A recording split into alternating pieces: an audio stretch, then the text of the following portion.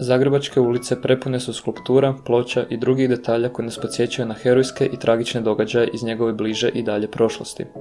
U samom centru grada tako, u nezamjetnoj uličici u blizini Cvjetnog trga, zid krase dvije ženske biste. Rajka i Zdenka, sestre Baković, tako i danas iz prolaza koji nosi njihovo ime promatraju Zagreb, grad za čiju su slobodu još prije 80 godina položile svoje mlade živote. Priča o sestrama Baković počinje daleko od Zagreba, na drugom kraju svijeta. Rođene su u gradiću Oruru u Boliviji, u imigrantskoj trgovačkoj porodici porijeklom s otoka Brača. Zdenka je rođena 1917. a mlađa Rajka 3 godine kasnije. U Boliviji nisu provele previše vremena. Početkom 1920-ih obitelj se vraća u domovinu i nastanjuje u Zagrebačkoj Gundulićevoj ulici. Naredna 2 desetljeća prolaze im u nezamjetnom životu urbane srednje klase. Ili bi tako barem bilo, da mlađi Bakovići nisu postali aktivni u tada ilegalnom socijalističkom pokretu. Zdenka i brat Jerko uključili su se u rad sindikata, a Rajka i drugi brat Ivo djelovali su u učeničkim i studentskim organizacijama pod pokroviteljstvom komunističke partije.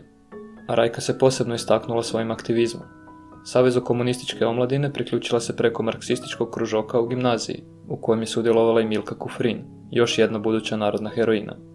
U jesen 1940. upisuje Filozofski fakultet u Zagrebu, gdje nastavlja sa svojim političkim aktivnostima unutar studentskih klubova. 1930. godine završile su nesretno po obitelj Baković. Nakon duge bolesti umro je otac Frane i mlađi članovi obitelji morali su uz školovanje naći i posao. Bakovići stoga uskoro otvaraju trafiku u Nikolićevoj, danas Teslinoj ulici, te Zdenka i Rajka u njoj počinju provoditi dane. Njemački napad na Jugoslaviju i uspostava NDH u travnju 1941. predstavljali su novi izazov. Rajka je na Filozofsku bila kompromitirana kao komunistica, te joj je predloženo da se na neko vrijeme skloni iz Zagreba. Stoga je u ljeto 1941. Rajka otišla kod rodbine na Brač, gdje provodi nekoliko mjeseci. Ni tamo nije bila pasivna. Pomagala je lokalnim skojevskim i partijskim ćelijama u organiziranju sastanaka i širenju propagande, pa čak i među talijanskim vojnicima. U jesen 1941. Rajka se vraća u Zagreb i nastavlja s ilegalnim političkim aktivizmom. Na fakultet više nije mogla, pa se pridružila sestri Zdenki u obiteljskoj trafici. Rade Končar, sekretar Komunističke partije Hrvatske, u međuvremenu je odredio njihovu trafiku za ilegalni punkt, mjesto na kojemu se odvijala primopredaja materijala, letaka i informacija. Zdenka i Rajka su preko trafike naručivale papir, boju, tintu i ostali materijal za ilegalne štamparije u Zagrebu. A važnost ovog punkta samo je još više porasla nakon što je u jesen 1941. počeo služiti i kao veza za pribacivanje dobrovoljaca u partizanske jedinice. Ukratko, radilo se o vrlo korisnom paravanu i jednoj od okosnica pokreta otpora u okupiranom Zagrebu krajem 1941. Zagrebački pokret otpora je u ljeto i jesen 1941. bilježio mnoge uspjehe, od atentata do sabotaža velikih razmjera. No strategija zagrebačkih ilegalaca se temeljila na vjeri u brzi prodor Crvene armije, do kojega nije došlo. Umjesto toga, njihove su spektakularne akcije rezultirale sve većim brojem provala i hapšenja. U jednom takvom nizu uhićenja, u prosincu 1941. nastradale su i sestre Baković. 20.12.1941. u stan obitelji Baković upali su agenti Ustaške nadzorne službe. Uhapšene su Zdenka, Rajka i brat Mladen. Ustaški agenti su znali da u rukama imaju ključne pripadnice pokreta otpora. Njihovo je mučenje trajalo danima. Ponekad su ih pod nadzorom vraćali u trafiku u nadi da će uhvatiti još kojeg ilegalca, ali u tome nisu imali uspjeha. Rajka je iskoristila jednu od tih situacija kako bi bratu Jerku poslala poruku. Upitala ga je što da radi, da li da progovori kako bi zaustavila mučenje. Jerko je teška srca kratko odgovorio: ne. Mučenje se nastavilo.